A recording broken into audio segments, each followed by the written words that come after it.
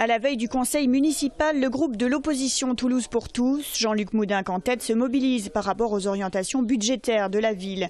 Le budget primitif doit être voté le 14 décembre et les éléments fournis sont pour certains jugés préoccupants, pour d'autres insuffisants par l'opposition. Je suis très inquiet parce que tout simplement la ville est en train de s'appauvrir. Les finances de la ville sont en train de se dégrader. L'autofinancement, c'est-à-dire l'épargne que la ville dégage elle-même par la qualité de sa gestion, est en chute libre depuis quelques années. La Chambre régionale des comptes l'a dit.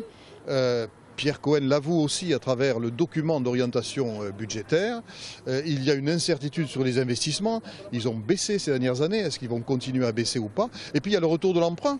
Ça fait pratiquement un quart de siècle à Toulouse qu'on n'avait pas emprunté. La ville de Toulouse, qui dans un tout autre domaine a été pointée du doigt par Éric Ciotti, le directeur de campagne de François Fillon, pour plusieurs problèmes lors du scrutin de dimanche dernier, comme notamment un conflit d'intérêts entre Elisabeth Pouchelon, déléguée de la 9e circonscription, dont le mari bâtonnier fait partie de la COCOE, commission électorale. Elisabeth Pouchelon n'a pas participé aux opérations électorales, elle n'a pas participé aux opérations de vote, elle n'a pas participé aux opérations de rédaction des procès-verbaux ou du dépouillement, donc par conséquent il n'y a pas de problème. Il n'y a aucun écart sur les votes, il y a simplement sur 2719 bulletins trouvés, les cahiers d'émargement montre qu'il y a 20 émargements qui manquent. Voilà. Tout ça a été fait à la fois par les équipes de François Fillon, par les équipes de Jean-François Copé, que si donc il y a eu des erreurs de commises, elles ont été collectivement. Il y a sans doute eu un défaut d'inattention, parce qu'effectivement on aurait dû veiller à dire aux personnes, vous avez une procuration dont vous devez signer non pas une fois mais 2 fois,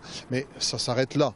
Voilà, alors tout ça est monté un peu en épingle parce qu'il y a un climat qui est assez abominable et personnellement je suis écœuré par ce qui se passe. Interrogé en fin d'après-midi, Alain Juppé, qui a été sollicité pour trouver une solution, indiquait ne pas être optimiste et estimer l'existence de l'UMP menacée.